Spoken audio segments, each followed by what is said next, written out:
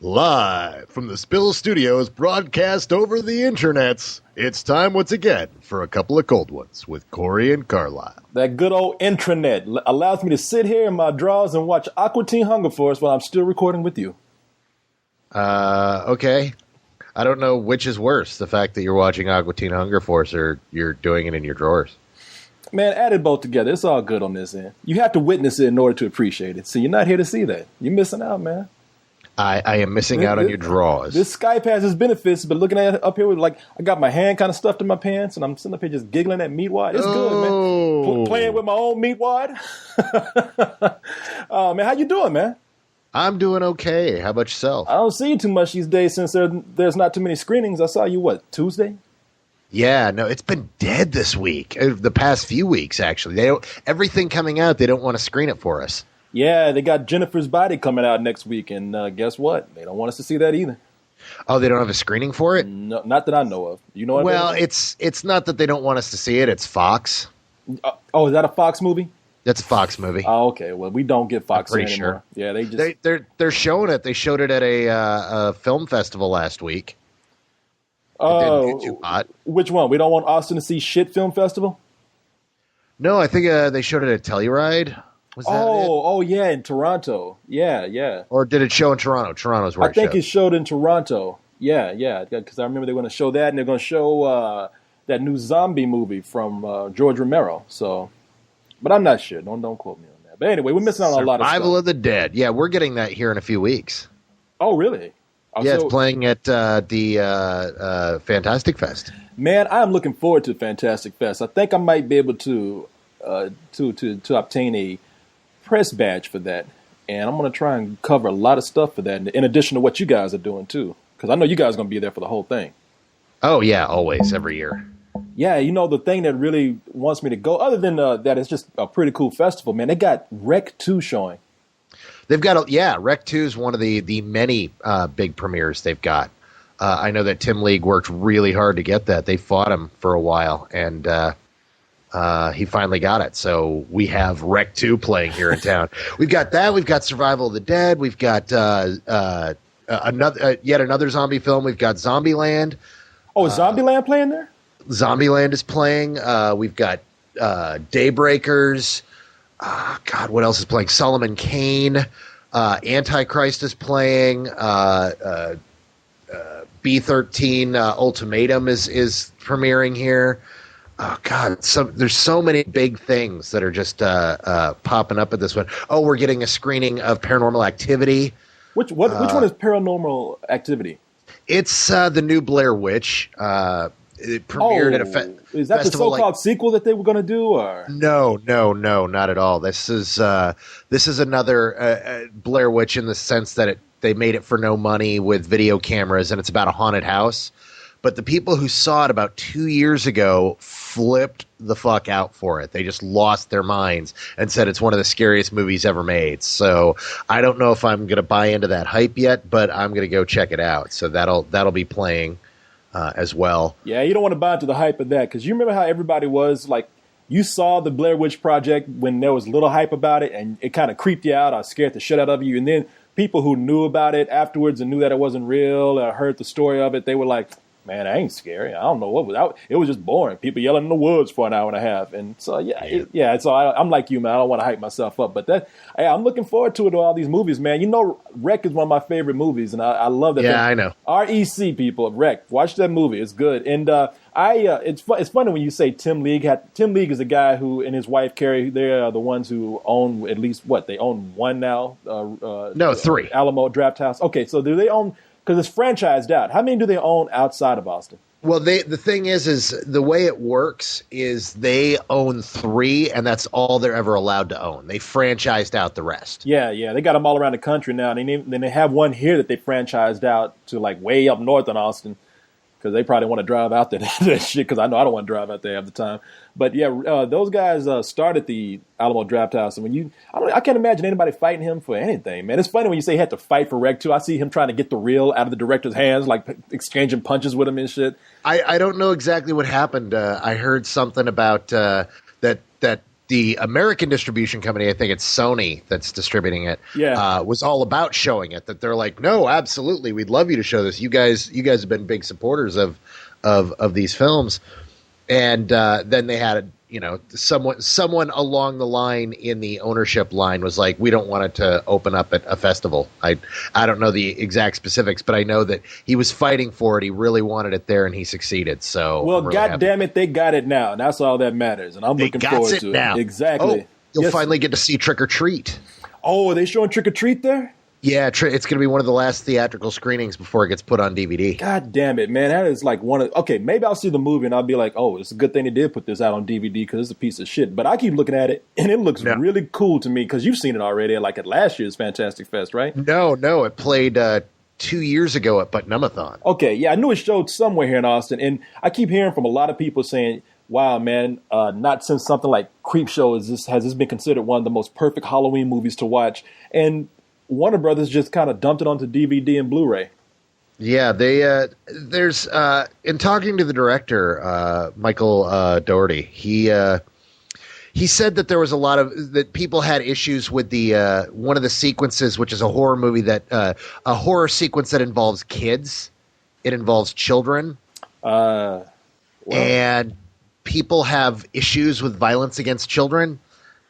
And the way it works in the movie, it totally works. It's a children's horror story, and it's about kids and what kids are scared of. But apparently the studio wasn't quite sure if it would play well, and it's going to be one of those things that they're going to be kicking themselves for years because it really is great. I predict it's going to do really well on DVD and continue on. But we'll talk about that more later when all of us see it and all of us get to review it together. Yeah, man. Let's talk about some movies that are out right now. And let's not talk about those. That takes it to the top 5, my man.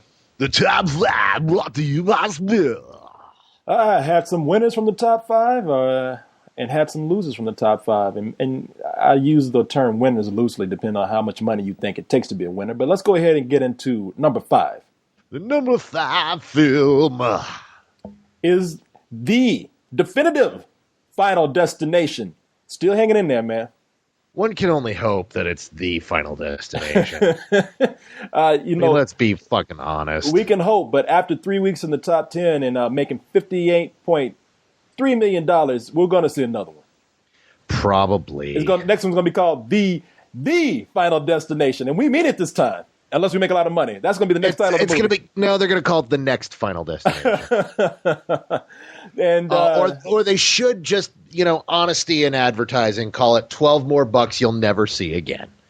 Well, maybe the audience won't see that money anymore, but the studios make a lot of money with this. Now, this has been out for 3 weeks. The budget on this was $40 million. It has made $58 million, so it is going on its way to make profit. Brought in $5.5 million this weekend. So it's probably going to be the last weekend that it's in there, but it is hung on, and so far it's considered. Now, I haven't seen one Final Destination movie, so I'm not defending this movie or putting it down, but it's considered to be a winner. So we'll see what happens, man. We'll see what happens next year. It's going to become like the Saw series. I'm telling you, this is a new Saw series right here.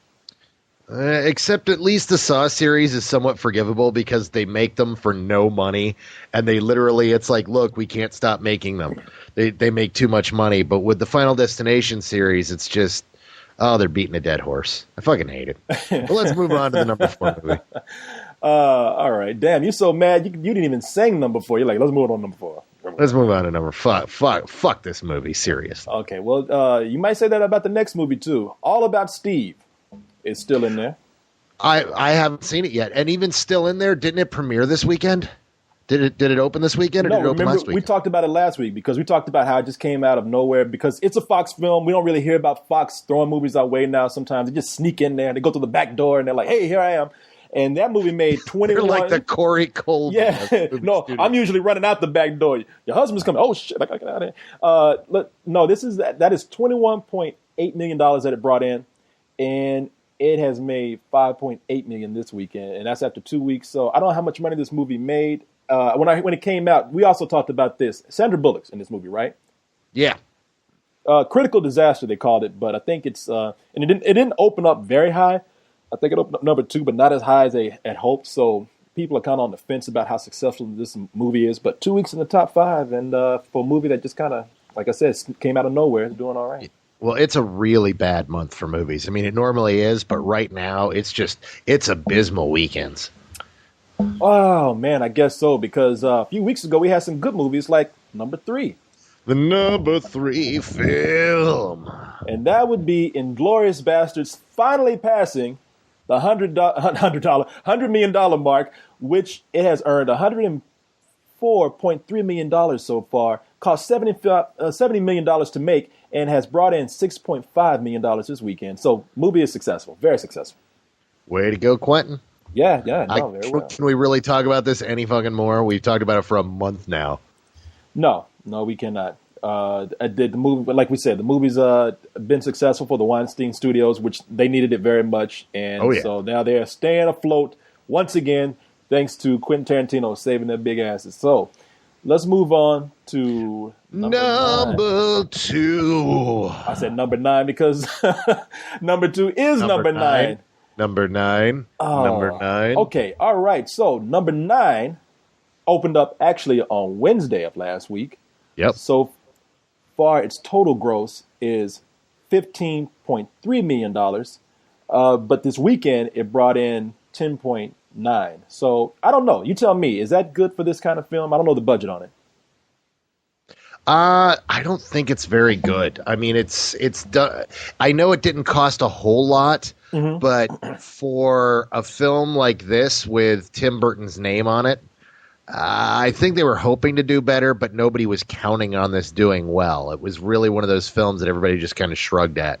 Yeah, I heard that it fell into expectations and predictions, but you know how studios are when sometimes they'll be like, yeah, we lost some shit money on this. But then they'll come back and say, yeah, this falls within our predictions. It's not a failure. And they don't really mean that. So it was kind of hard for me to tell with this.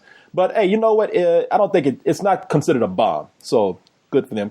And you know what? For a movie like this, that was a hard sell, man. I think they're lucky to get $15.3 million in. Yeah, I don't know if they're lucky because there is that kind of contingent of Tim Burton lovers out there that will see anything his name's on. I don't think a lot of them came out to this, but enough of them did. Yeah. We'll talk about that a little later because I got some questions to ask you about this. But let's move on to number 1. The number 1 movie of the week. Ooh, boy, sing it. Damn. Putting that soul in there. Y'all to see me. I'm dancing in my little whitey tighties right now. We have Tyler Perry's I Can Do Bad all by myself. Yes, Tyler Perry can. Yes, you can, except when it comes to money, he's doing outstanding. This motherfucker has made one consecutive number 1 hit after another. Now, of varying degrees, because some of his films have made more money than others, even though they've been in the number 1 position. This movie is kind of seen as the mid-range film for Tyler Perry movies, because while this one is number 1 with $24 million, his last movie, Madea Goes to Jail, made 41, and I think the one before that, The Family That Prays Together, that made like 17 million is what it debuted with. So I don't know. Either way it goes, you know, your position sometimes speaks for itself. He'll put out about, 50 more movies this year, and they'll all be number 1 because black women love these films. And he is one of those rare cases, man. Now, you tell me what you think of this. He is a very lucky son of a bitch. He has his audience locked. And he can release some of the shittiest movies or one of the greatest movies, but it doesn't matter because those black women, which is pretty much every black woman in the world, I think black women from Africa fly over here to see his movies. They pay to see this film and make him number 1. I wouldn't call it luck at all. I mean, it's lucky that somebody finally put money behind him and distributed his first film and took a gamble on the African American audience, but because it was against common wisdom. You just don't put out, no budget black films. But no, I wouldn't call it luck at all from that point on because he knows his audience and he gives them exactly what they want. I mean, is there a scene in this where they end up in church? Man, church is in the theater. They actually stop the movie and a sermon happens. I mean, a preacher comes out, He knows his audience. He nails them. He knows exactly what they want. He knows exactly what they want to get out of the film. They get exactly what they want. And that's the thing about black audiences, too, is black audiences are very different than white audiences.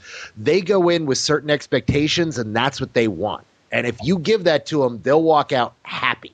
Yeah, no, they did. And when I White say audiences are much bitchier when it comes to things. If you give them exactly what they expected, they're like, you know what? I guess it's all right. It was kind of what I expected it to be. it was very predictable.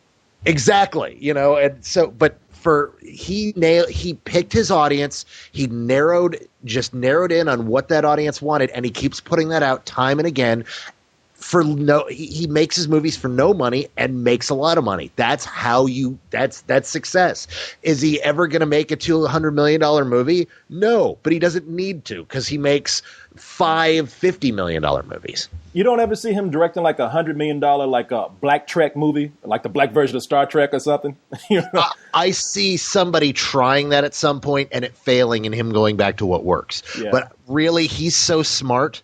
Everything I've seen of what he does, he knows exactly what he's doing. He does not take any big risks. He doesn't try throwing good money after bad. He makes low budget films that hits his target audience and tries to make them as good as he can. I mean, sometimes he succeeds and sometimes he fails based upon the audience. I mean, I can't say it because I don't watch his films anymore. He's one of those filmmakers where it's like, oh, I know what he's doing and it's not aimed at me. I don't get it. So, but sometimes the audience digs it. Sometimes they don't.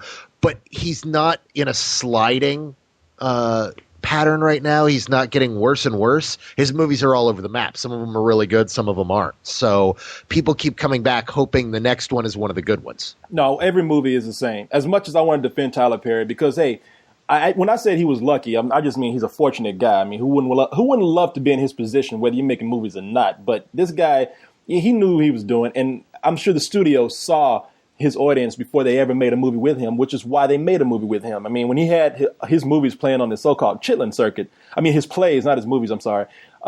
His plays were raking in money before he ever got behind the camera. And I'm sure as a studio executive, you see this and you're thinking, this guy has his audience, which is ready to cross over to any film that he makes.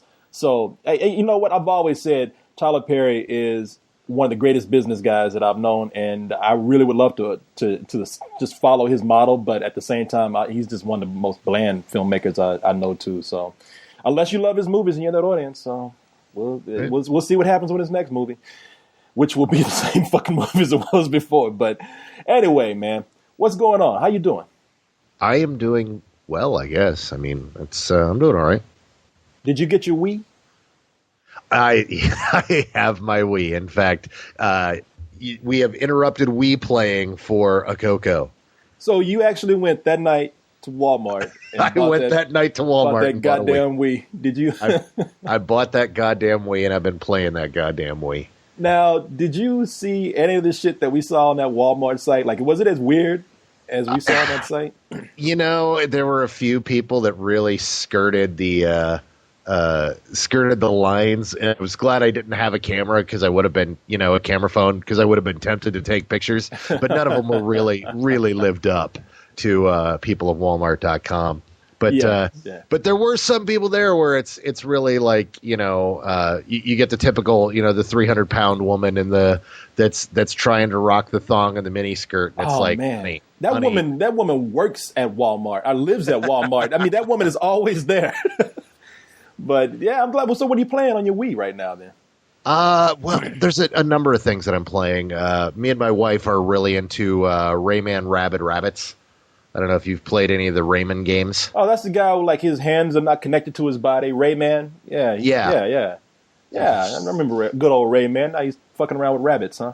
Yeah, he's got these. They're party games essentially. I mean, you play them they're a one-player game, but you just pass the controller around and try to beat all these different really weird mini games. Like the first one is the one I have, and there's like 70 mini games that you have to beat, and you progress through, and they're all just really weird stuff.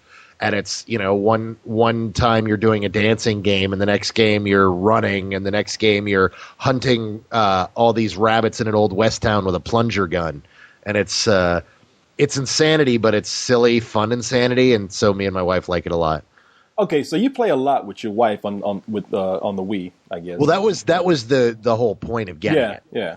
Because I was going to ask you, like, Nintendo, is great, man, for what they've done here. They found their niche in the middle of these console wars. For anybody who knows about video games, you know, we got 3 major consoles out there. We have the Xbox, we have the PS3, and then we have the Wii. Now, Xbox and PS3, those are kind of geared towards hardcore gamers, people that play like the first-person shooters and action games, and they have like 50 buttons that, you know, your grandmother, she'd have a heart attack trying to figure that out. However, the Wii comes out, and it's very simple, and also combines you actually having to be active with the game. You have to like make that motion sensor move around, so you're moving around with the game.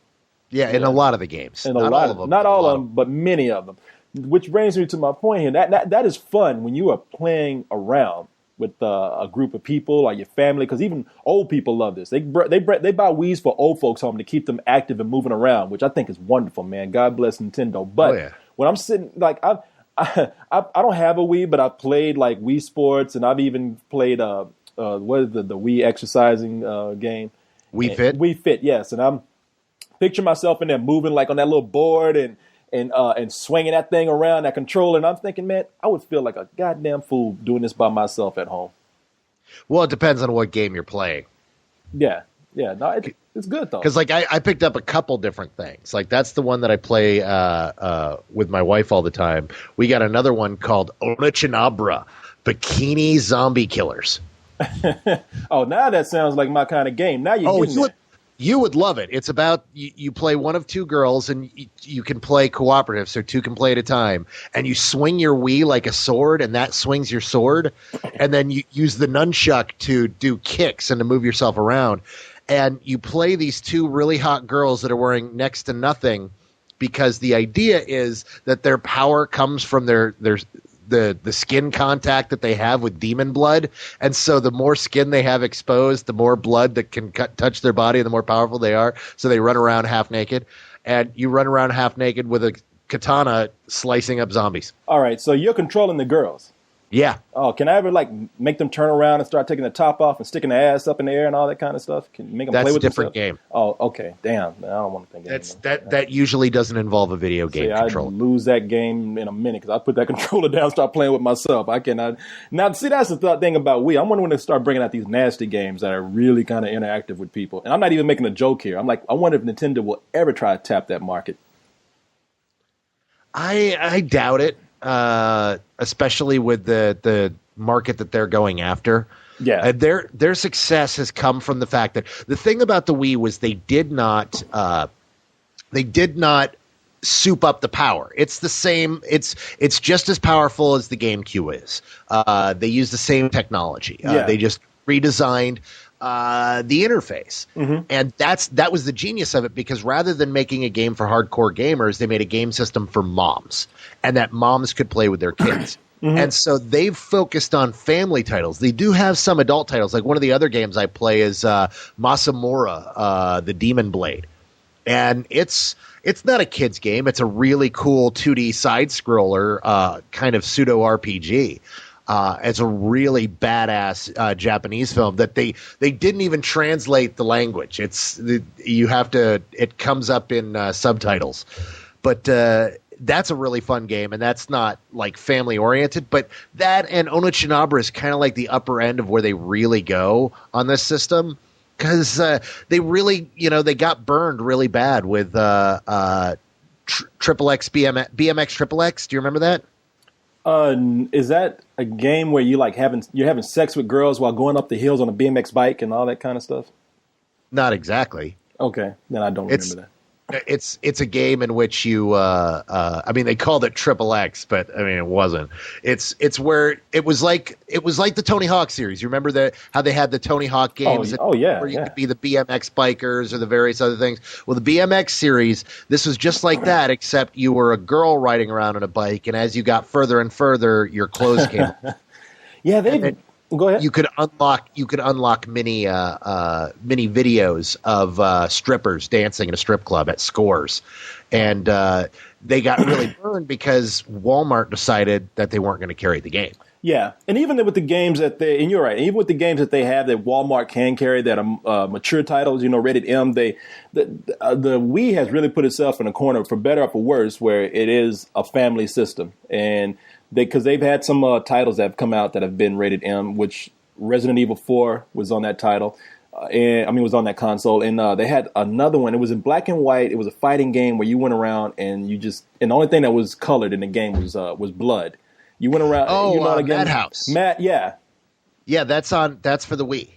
Yeah. Is that the game I'm thinking of where you're like trapped in a city and the only way to get out it's like a game show and you have to go around fighting people. Go around killing everybody, and there's all those creative ways to kill people. Yeah. Game got excellent ratings. Critics loved it. They thought it was a good-looking game for the Wii too, except that it didn't do too well on the Wii because it was on the Wii. Yeah. Yeah, and I think a lot of your hardcore gamers are not buying the Wii. They're going back to their own consoles, but a lot of families are buying the Wii. Yeah, what's weird is that game came up. I asked several of my friends and online friends to send me a list of the must-own games, the games that I need to get to play with my wife, and the games that I would really want.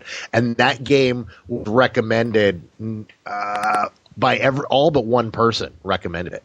And that was I haven't picked it up yet because I've got these other games I'm playing, the ones I've talked about, and then I'm really into Blazing Angels. I don't know if you've heard of that one. Heard of it, but have not played it, or have not seen any gameplay from it. World War II flight simulator action game, and it's really cool because you use the nunchuck like a flight stick. So that's how you control by moving it around like you'd use a flight stick, and it's really kind of cool. I like it a lot. So does your controller come with the string that keeps it attached to your hand, so you don't throw that shit across the room? Yeah, they all come with that now. Yeah, I remember. And they also all come with this like rubber jacket that helps protect it. Helps it bounce off of televisions. Oh, okay. I thought the rubber jacket came for you. I was like, what kind of shit are you playing? You about to drown trying to play a Wii in the house? What are they doing? That's a little bit too interactive with me. So it's rubber. You talking about like a rubber handle, like a protective coating for the controller, like a Wii condom. Yeah. Okay, like a Wii. And how often do you have to change those? So. Man, I am going to talk about 9 right here with you real quick because, man, I have to admit, we did our review, and all of us the only one that really liked it was Cyrus. The rest of us, you and I liked it. We said a matinee, and Leon said a rental. So everybody was kind of just, it's okay, except for Cyrus. But I was really hoping that the movie would do well because I'm trying to think of some PG-13 CG animated films that have come out before that. And I can't really think of any. Can you? At least here in America. Nothing's coming to mind, but then again, I rarely pay attention to the rating like that. So I can't, nothing American made that I can think of. Yeah, exactly. And I was thinking, something, if this movie had been really successful, it probably would have opened the door for more mature animated films of that caliber. And I was rooting for the movie because of that reason. But now it's like, I guess that's not going to happen. I don't really think anybody's going to use this as some sort of measure because if this were a really good one that got neglected, then you could use that as I can't even think of the word now. Use it as a marker, but you can't with this one because the ending sucks. It's a good film that the ending just goes, Mwah. Well, that's what I'm saying. If this had been like a better film, had it done financially better, I think that would have like kind of opened the doors.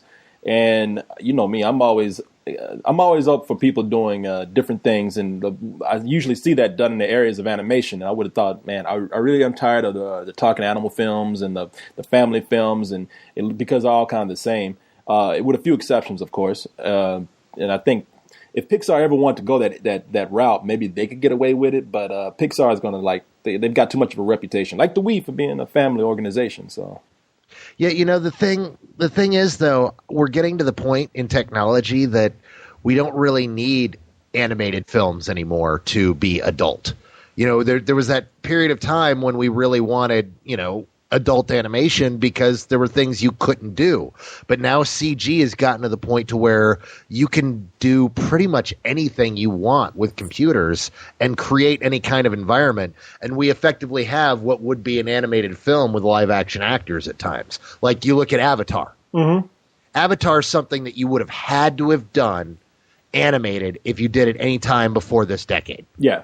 But now they can actually do it. and they were able to accomplish that. And here's what looks to be a really great story that's going to be PG-13 and is going to be violent and it's going to have everything that we want out of it. So I don't know if we really need big market, mass market adult animation anymore.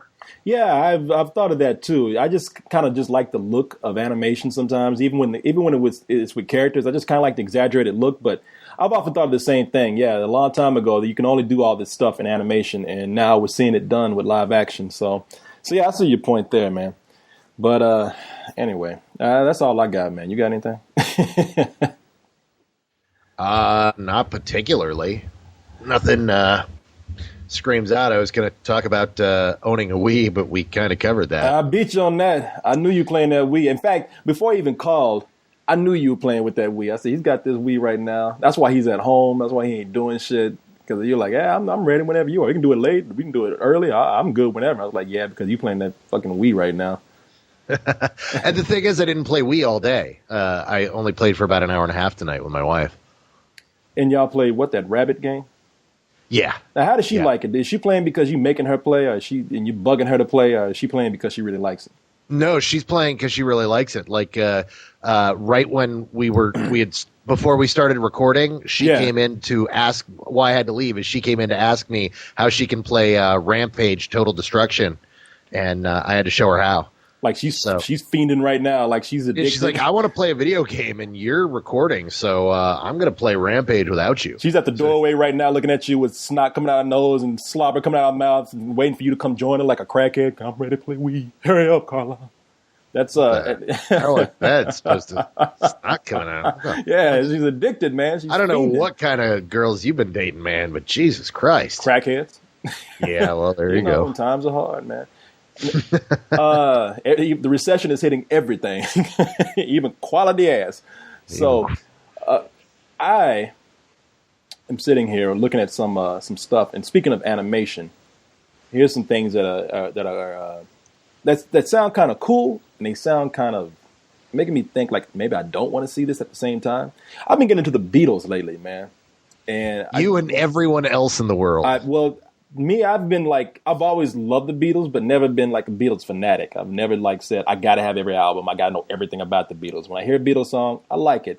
But I was at the grocery store one night, and I was reading this Rolling Stone article, because sometimes when I go grocery shopping, I'll stop and I'll read some stuff, put it back on the rack, and just leave. But I was reading because you don't want to pay for it. Because no, you don't. I mean, I get all this shit I need off the internet. I don't want to pay for a magazine now. But that article right there, and it really drew me in. It was almost worth paying for. And it was worth paying for. I paid for it. It was a Rolling Stone article about the breakup of the Beatles. And everybody's seen this cover, I'm sure, by this point. And you think you know well, I'm sure if you're a Beatles aficionado, which is like 50% of the world population, and there's a lot of people who have read these books about the Beatles, and they know all this inside information about them. But I just got a nice condensed version of what led up to the Beatles breakup. And it was one big article about Yoko Ono. No, it was like several factors that were in there besides Yoko Ono, which that's the first thing they want to say. And it was really cool to read that, and it kind of really brought me into like wanting to buy the Beatles more albums now and more music, and just fascinated me for some reason. I mean, it really is like a big breakup story between almost to the point where it's like a guy and a girl. But so I was looking up stuff about the Beatles a little bit more online, and I ran across this article where they said that they are going to remake Yellow Submarine, except they're going to do, I think, motion capture, and Robert Zemeckis is going to direct it. And Robert Zemeckis has been into this whole motion capture thing ever since like the Polar Express and Beowulf. And I'm looking at the Polar Express, and the biggest problem with that is that people said, you really haven't perfected the look of people's faces, and these characters kind of look like zombies. And even in Beowulf, it got better.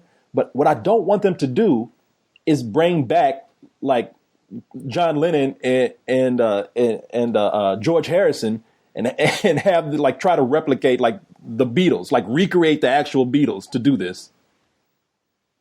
But I think they kind of have to. I mean, here's something that really doesn't need to happen. I mean, honestly, do they need to? There's, you know me. I am all about the remake. I totally get what the point to a remake is, but there are certain things that remaking it is absolutely pointless, because the whole point to Yellow Submarine is that it's this really great psychedelic animated experience of art from the 60s. It's very much what was going on at the time. It's very much the way the art style was. Recreating it with 3D animation, what is that really going to do? Is it unless they hire some of the greatest digital artists in the world to come in and just go, look, make something really psychedelic, make what the Beatles music inspires you to think of, go nuts, we're going to take this album, we're going to take this story, and we're going to create something so unbelievably fucking spectacular that no one will have ever seen anything like it. But I doubt they're going to do that. Well, yeah, no, I'm like you. The only thing that I think that they can do different is say, hey, look, we actually put the Beatles, as we know them in real life, into this psychedelic world that you remember from Yellow Submarine. And you're right, Yellow Submarine was very much a product of its time. Now it's managed to endure, and children love that movie, man. I remember seeing that as a kid, and I loved it. And so there's a certain charm to it that's there. And it's that charm is that it is what it is, a 2D animated psychedelic film that is a product from its time. And I think that if they try to remake this, I'm all for it. It's an experiment. I'm not going to tell anybody not to do it. They might create something extremely an experience like we've never had before. But I don't know, man. It's like trying to remake Psycho. What can you accept? With Psycho, they filmed it like frame for frame and didn't really do anything different. With this, I'm just like, man, people remember this so fondly that you really are kind of picking the wrong thing to remake. Well, and it's not that people remember it fondly. I mean, the thing is, it's a film like that, something that's drawn like that isn't so much about the story, it's about the art and the music. I just don't get remaking it, because there's not really much of a story there. Unless there's something, I don't know, unless they've got a really brilliant idea, I don't see a reason to do this. This is just one of those things that it doesn't click for me. I don't understand why anyone would want to do it. What I'd really like to see, rather than doing that, I'd love to see him make a new animated film with a bunch of the Beatles music that's never appeared in their films or in an animated film. I mean, did you ever see the trailer for the Beatles Rock Band? Yeah. And everybody keeps telling me, now I haven't played it, but everybody keeps saying, all right, with Rock Band, you usually just sit there and you get bored watching people play. But they say with the Beatles Rock Band, you sit there and you watch the visuals, and they say the visuals are just fun to watch, and you don't really have to play the game. Yeah, it's there's some at least in the trailer is unbelievably surreal and gorgeous. And if Zemeckis wanted to do something like that and just tell a whole different story with Beatles music, I would love to see that. That's what I would like to see. I don't want to see him remake Yellow Submarine. Yellow Submarine is what it is. Yeah, no, I'm kind of nervous about that myself, because I really do love that movie. I've loved that movie since a kid, and it just has a style that seems to just cater to what it is at that time. But like I said, I'm not going to tell anybody they shouldn't do something, because if it fails, hey, at least you have the original. You don't have to ever pay attention to that new thing that they made ever again. But then I might be like, wow. But, that is kind of cool to say, like, something? You got all this music out there. Yeah, why not try to make something new? So. Yeah, that I would be behind, and that I could understand. But just remaking Yellow Submarine is kind of like... Now, speaking of making something new, Guillermo del Toro, who is proven to be a very visionary director, coming out with The Hobbit. When is The Hobbit supposed to be released? 2012? I think 2011, 2012 is what I heard. They are going in. They finally can go into production now.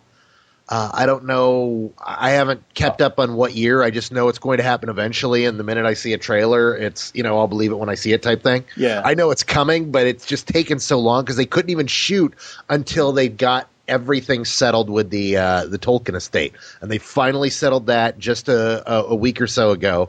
And they're moving forward now. Okay, yeah. We're not seeing this to 2012. There's no way they'll get it done this year. But Guillermo del Toro signed a contract with Disney to produce animated films for them of all ages.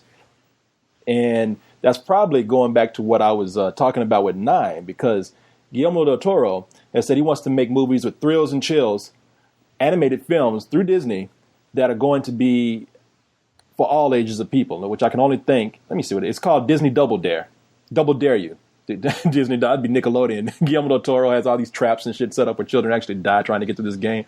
But yeah, Disney Double Dare You, where it's going to be coming out with a lot of movies, I think. And I'm reading here, like his first project is going to be something called Troll Hunters. But now, see, that's the kind of guy I think could actually get away with making an animated film that would be like PG-13 for older kids and adults. And I'd be really looking forward to seeing something that he'd do with that. Because I always said I would love to see Guillermo del Toro not just produce an animated feature, but actually direct one. Yeah, I don't know if I necessarily want to see him direct one because he's so good with live action. But producing, he's got incredible production skills. You talk to anybody that's worked with him, anyone he's come in to help. He's got a knack for very quietly swooping in and helping young directors, and he's really got a great nose for talent.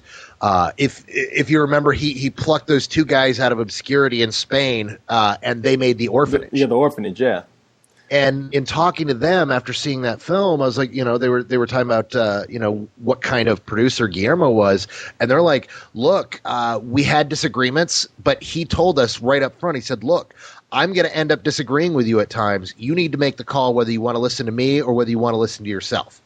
And that's what you're going to do.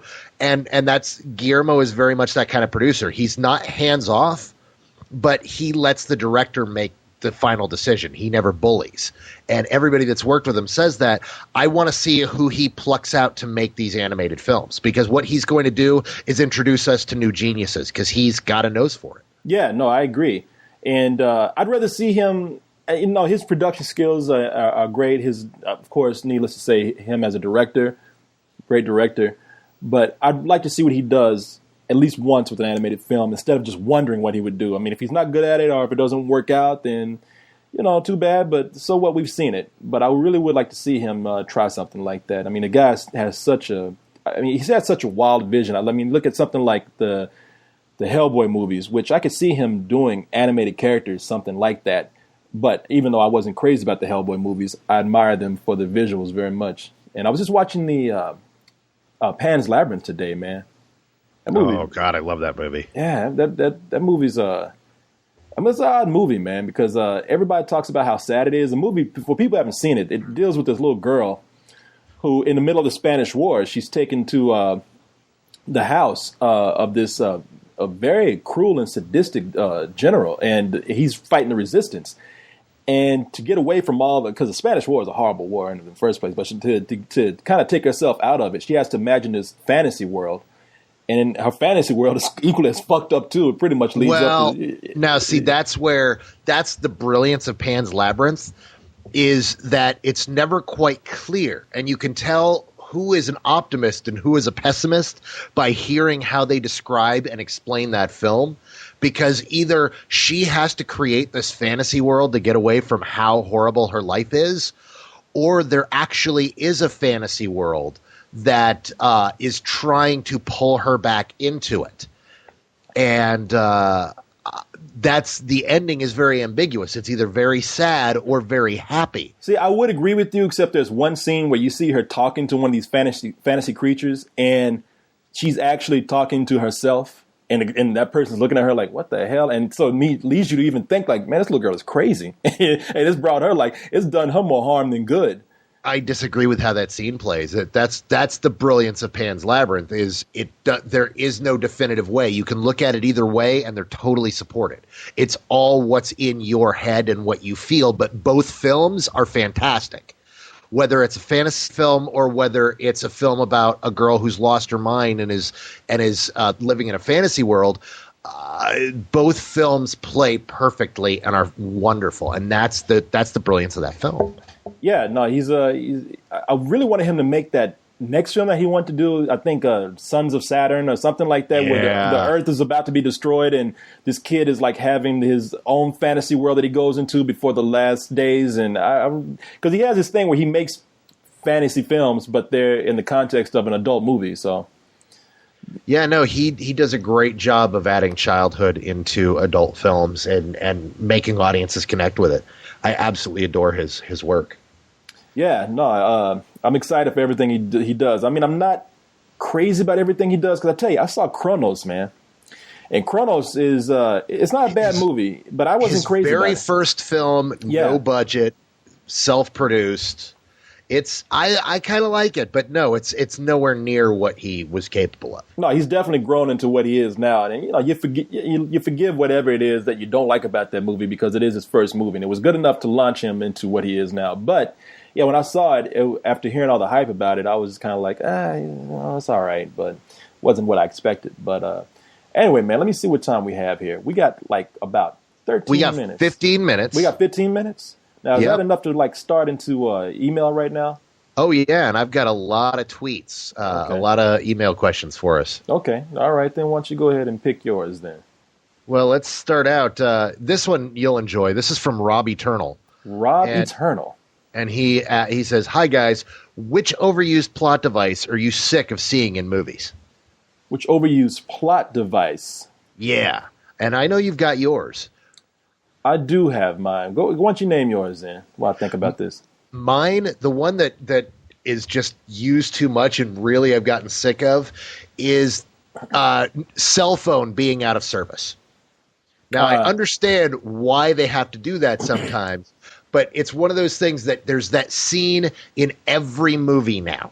Every single film, somebody's got to reach in and grab their cell phone and look at it and go, no service. And it happens in every fucking horror movie, every single one. And it's just been done to death. I've seen a few films that haven't done it, and you don't miss the cell phone. You don't ask because you understand. They're in the middle of the fucking woods. They're not going to get any reception. We get it. Yeah, I got to agree with you on that. I mean, they always have to. They might as well just point the cell phone at the audience and say, see? We're in danger. Yeah, it's very obvious right now. We get it now. Sometimes you could even I wouldn't even be so upset if the person just got on the phone and didn't even say anything. You could just tell by their face, like, okay, it's not working, because we know this shit doesn't work at this point. Especially out in the middle of nowhere. Otherwise, they would have made a fucking call by this point and had 911 sending out the army or some shit. But I think mine is in the opposite of the horror film, or at least a drastic departure from it, which is the romantic comedy. And what I hate in the romantic comedy is when someone has a really good reason for why they didn't show up to this person's date, recital, or important thing to them, which is usually the woman wanting the guy to show up.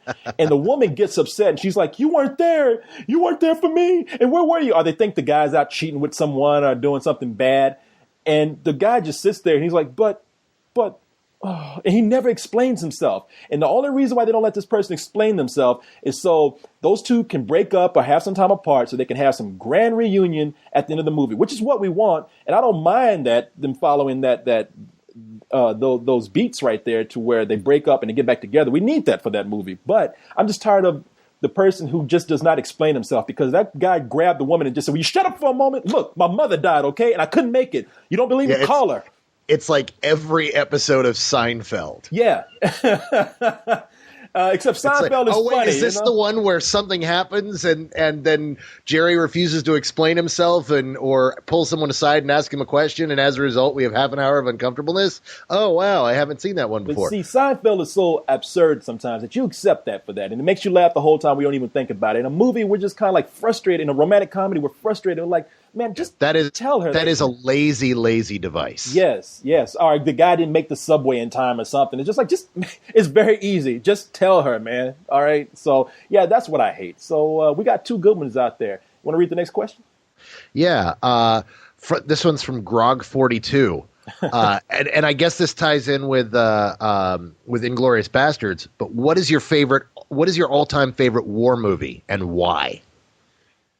Oh, wow. I don't even have to think about that one. Okay, well, you go ahead then. Dirty Dozen. Dirty Dozen? Oh my God, I love The Dirty Dozen. Oh, it's such a good movie. If you've never seen this movie, or you think you've seen it because you've seen little clips here and there, you need to sit down and watch this. It's 2.5 hours of awesomeness in which some of the greatest. It's a lot like The Magnificent Seven in how you get some of the greatest actors of their generation all together in one group, and they do really badass things. And it's about these 12 guys who are all convicts who are either sentenced to 30 years to life or sentenced to hang for various crimes they've committed, and they get reactivated to go on a suicide mission to take out this German chateau. And it is just glorious. It is fantastic. Lee Marvin plays the troubled major who has to come in and train these guys. And then it's got John Cassavetes and Charles Bronson. And now I'm going to Telly Savalas plays the crazy guy, and it's just such a goddamn good movie. I love it. I've seen that movie well over 100 times. I absolutely adore it. If you want to, I mean, I have lots of, the reason why it took me a while to think of it, I have lots of movies that I like that are war films, some of them more recent and some of them older. I remember watching Stalag 17. Oh, Stalag 17 is also one of my favorites. Yeah, 1953, where it dealt with the German POW camp during World War II, and it's all about the Americans having to cope within there. And in fact, it is the basis for Hogan's Heroes, which went up to be like a sitcom, but it's very different from Stalag 17. Stalag 17 is similar because it has humor in there, but it also has a lot of intrigue and some really kind of scary moments and some sad moments too. So Stalag 17 is almost like a drama set in a POW camp, which leads me to the next one, which is The Great Escape with Steve McQueen, man, which I thought was just a really fun World War II movie as these guys plan this big escape from a POW camp. I guess going to more recent films is I love Full Metal Jacket, man. I love that you have this story about the Vietnam War, or two stories about the Vietnam War. And you follow one character going through them, Private Joker, and that's the movie we got. We're first introduced to somebody like a lot of people were first introduced to what's his name from God, the big dude, D'Onofrio, Vincent D'Onofrio. Vincent D'Onofrio, and I mean Vincent D'Onofrio just kind of came onto the scene with a great performance in there as Private Snowball, the guy who started out as this big sissy, but ended up being like this really scary guy at the end. And don't forget that it truly exposed the world to the glory that is R. Lee Ermey. Oh, yeah, as a drill sergeant, man. I mean, almost every line from that movie that people know is an R. Lee Ermey line. Well, not really, because we also have some other memorable lines like "Tu buku" from the Vietnamese prostitute. It ain't too goddamn buku. Yeah, and that line, and I got what is it? And all me so horny, but all me so horny, yeah. And I got 8 foot of Colorado black snake right here. With, something like that line. That line went. Well, yeah, like but that's that. all the same. That's that one scene. That's. But aside from that, everything else is R. Lee Ermey lines, man. Yeah. There's only 2 things that come from Texas, boy: steers and queers. Now, did he ask for war movies or movies about the Army? He said war movies. War movies. Okay. And favorite war movies. Look, call me call this typical, or just say I'm too mainstream, but I really do love Saving Private Ryan. And you got to understand, when I went to go see Saving Private Ryan, I heard it was a Spielberg film. And I thought it was going to be like this comedy, or it's going to be this lighthearted film. And when I went in there, first of all, they had all these security guards guarding the print. And I was like, oh, this must be kind of a new thing, whatever. I don't know what's going on with this. And then I go in there and they open up with them storming the beach of Normandy. And that's really one of the most graphic war scenes I've ever seen. I'm like, holy shit, I was not expecting this at all. And I don't know, man. I love that movie. I really do. Yeah, I like it. I'm not in love with it. It's one of those that just everybody, it's one of those that people really love and think is one of the greatest of the 90s, and it never won me over.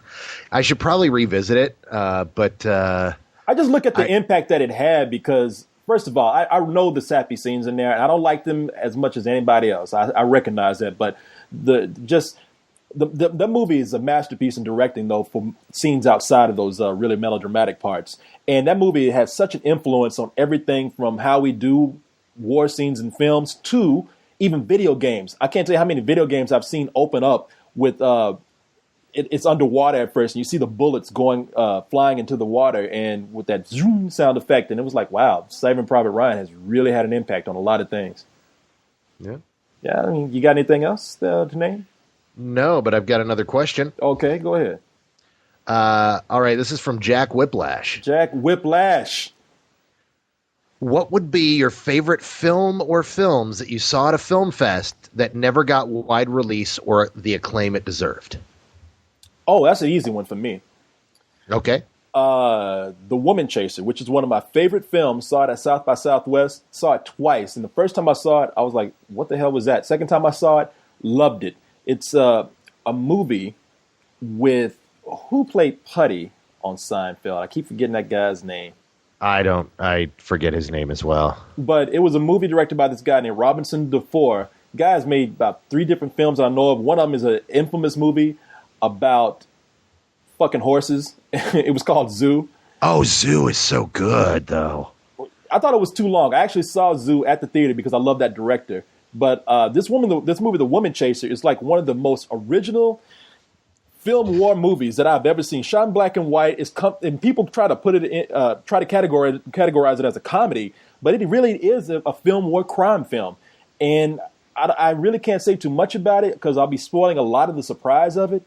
But people, you should try to look that up, and if you can find it, watch it. It's a bizarre but really interesting film. Patrick Warburton is the guy's name. He's the lead guy in the movie, and he really wanted to do it because he said this is a movie that I've never seen a script like this before, and this is a great role, and it is, and he encompasses that role great. He looks like a guy like that really strong, chiseled jaw, tough guy look from the 60s and back. I would he's got recommend that voice. Oh, and that voice is incredible, man. But he's the voice of Brock Samson. Yeah, man. Freaking Samson. Yeah. No, it's Brock Samson. Doc, come here. It's great, man. That movie. You should see that movie. So what do you got? You know what? It's a movie called The Cold Hour. It's a Spanish film. I just absolutely love this film. It got no play here in the States. You can find it in Britain, released as The Dark Hour. It is an incredible, incredible movie that played Fantastic Fest a few years ago. La Hora Fria is the Spanish name. It is well worth importing. It is an incredible film. Have you seen this yet, Corey? No. Oh, my God. You would flip out for this. It's an end-of-the-world movie, and it's about the last remnants of humanity living in an underground bunker after all hell is broken loose. And it's told from the point of view of an 8-year-old boy who's been given a video camera, and he's going around filming his life and having a video diary. And it's not a cheap film shot from a video point of view. That's just kind of how we're introduced to this 8-year-old boy. And we're seeing an 8-year-old boy who has never known anything but the end of the world. And it's told from his point of view, and it's absolutely fantastic. It is a beautiful, frightening, terrifying film in which the last 10 seconds are some of the best last 10 seconds of any film I've ever seen in my life. I was fortunate enough to see it in theaters twice. I got to introduce it both times because I saw it on DVD and just fell in love with it. And as a DVD screener, and it was just, I got to watch the audience reaction both times, just watching people's minds get blown. This is a film that Jason also really loves the hell out of. I introduced him to that, and it blew his mind. It's called La Hora Fria, The Dark Hour in the UK. Seek this thing out if you can find it. Stream it if you have to. If you're here in the States, whatever you do, find this film. It is such a great movie. So is this what is it? I'm thinking about a nuclear war scenario. Is this a virus, or is this? The thing is as the movie progresses, you slowly learn what happened to Earth. And that's part of what the film is it doesn't tell you right away. And as things slowly develop, weird shit starts happening. You start seeing what these people are afraid of. It starts going even further until you get to the finale of the film, and it's just so good. I don't want to spoil anything except to tell you what you learned in the first 5 minutes. Gotcha. Now you've certainly hooked me. I want to see this now. What's it called? La Hora Fria? La Hora Fria. Fria. The Cold Hour. The Cold Hour. Okay. La Jolla Fria. All right. Got you.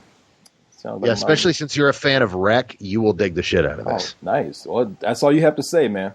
I'm going to see if I can find that on Netflix tonight, and hopefully I don't know if Netflix has it. It would be really cool if they had it for streaming, if that were one of the things that somehow they'd gotten. But I don't think it's really available here in the States. The only person I know that has it ordered a UK DVD of it. You know what? I'm going to look right now because they had Time Killers for streaming on there. Time Crimes. Time Crimes. Well, yeah, but Time Crimes got distribution here in the States.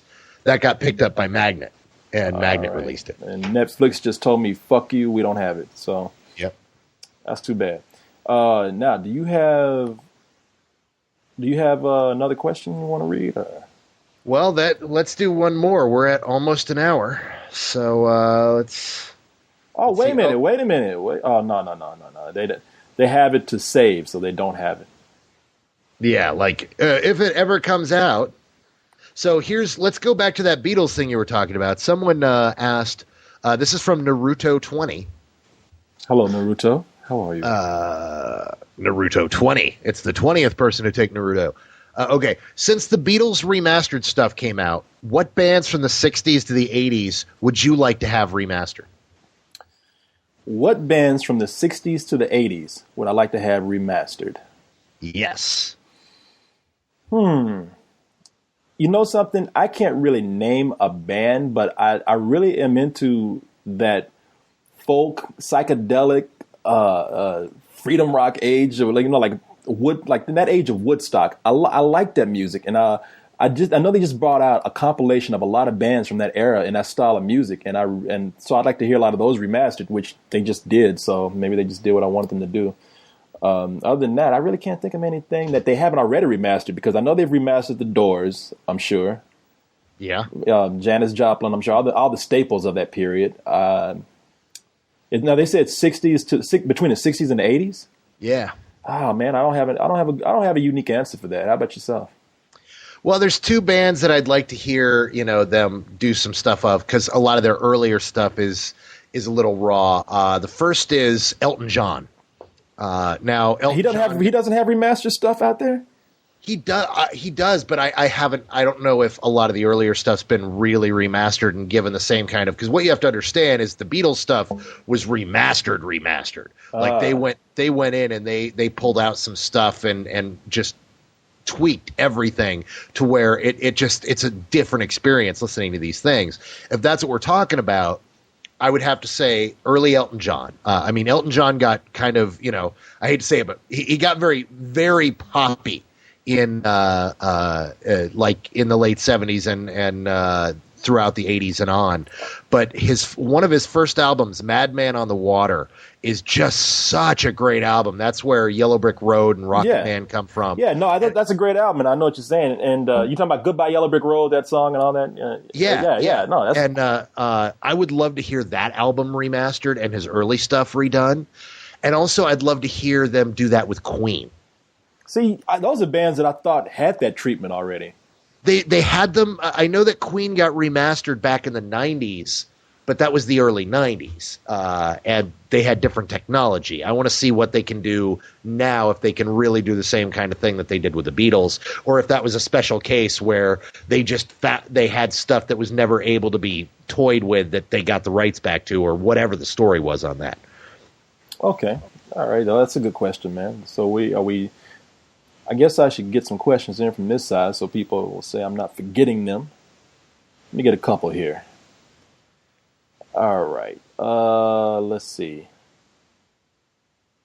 This is a person who says that there's a new Pirates movie coming out, and they say that they like the Pirates of the Caribbean series, but they think that it has too much of the Disney hand attached to it, so it makes it kind of tame.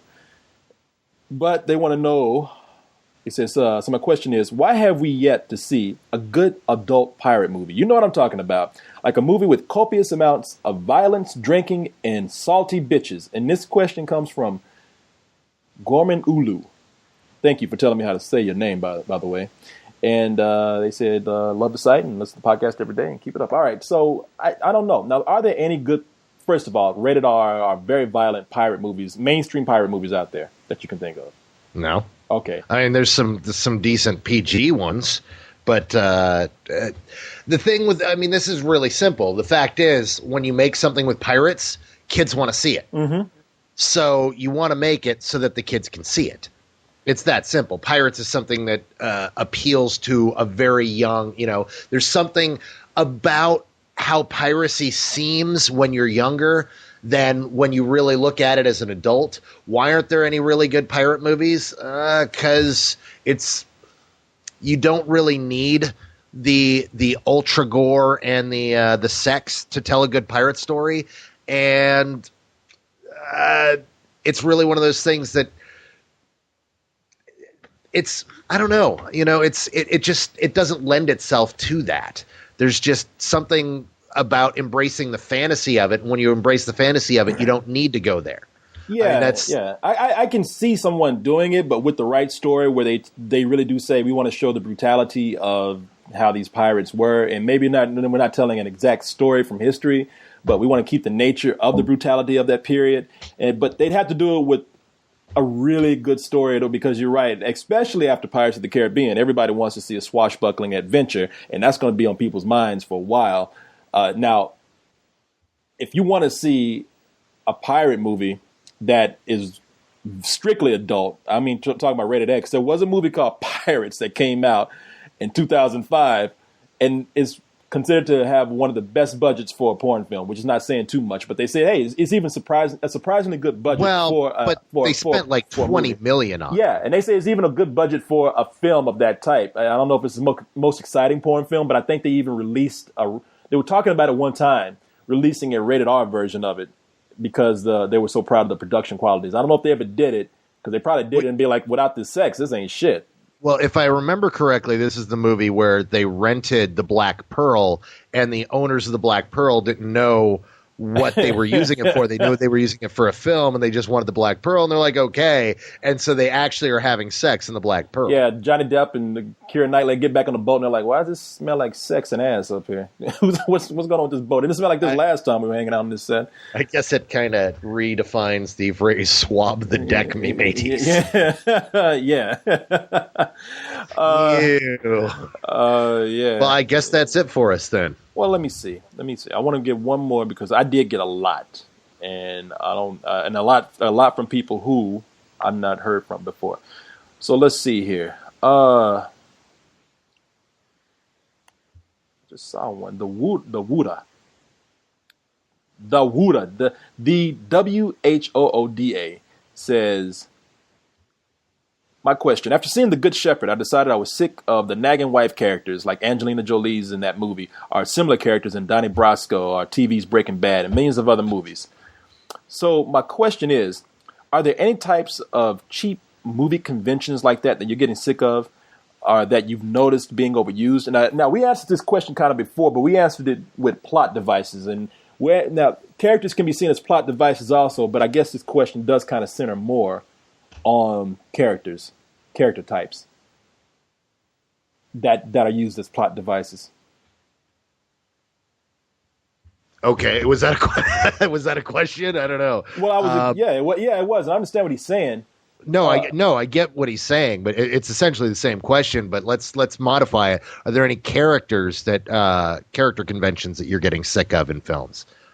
Yeah, there is one, and right now he mentioned Breaking Bad. And I'm glad you mentioned Breaking Bad because I just finished the whole first season on DVD thanks to Leon giving me that, and I thought it's a very addictive series. However, there are some areas where they take shorthand approaches to getting the plot along or showing you how characters are, and one of them is they're dealing with a drug dealer, and the drug dealer is just crazy out of his mind because he's a meth head. And there's one scene where he beats the shit out of one of his henchmen because they're about to leave, and the henchman's like, he's like, all right, the main drug dealer's like, all right, good doing business with you. I'll see you next week. And one of his henchmen is like, yeah, don't forget who you working for, Holmes. And the drug dealer turns around and he's like, what are you doing? And the guy's like, I'm sorry. No, are you you trying to say they're stupid? No. You trying to say I'm stupid? No. Hey, I'm cool. And then he walks away, but then he turns right back around and starts beating the shit out of this guy. I don't know if he beat the guy to death or he just knocked him out really bad to where he has to go to the hospital. But that character was used to show you, oh, wow, that drug dealer's ruthless, man. He's dangerous. And it so stood out like that I was like, all right, that was a little too obvious. And I've seen that in movies where the drug dealer would take it out, or the villain will take it out on their henchmen to show how ruthless they are, instead of doing it in a more convincing way. And and as much as I like something, that's one little character type, a plot device I'm not too fond of anymore. Right on. I'm tired of the goofy best friend in the horror movie. That's it's kind of trite and old. It really, I mean, it was something that really worked back in the 80s and was something that worked for quite some time, but now it's kind of like, oh, look, it's the goofy fifth wheel. Yeah, I've never seen that a billion times before, and I'm not, he's just such a worthless character, but he's done there for the comic relief, and I think with smart writing, you can do it better. I agree with that. I agree. We can go on all night with that one. There's so many types out there like that, but we have gone a little bit over an hour, and I think we're going to go ahead and call it quits. All right. Well, then, good night, everybody. Good night, everybody. Sons of bitches.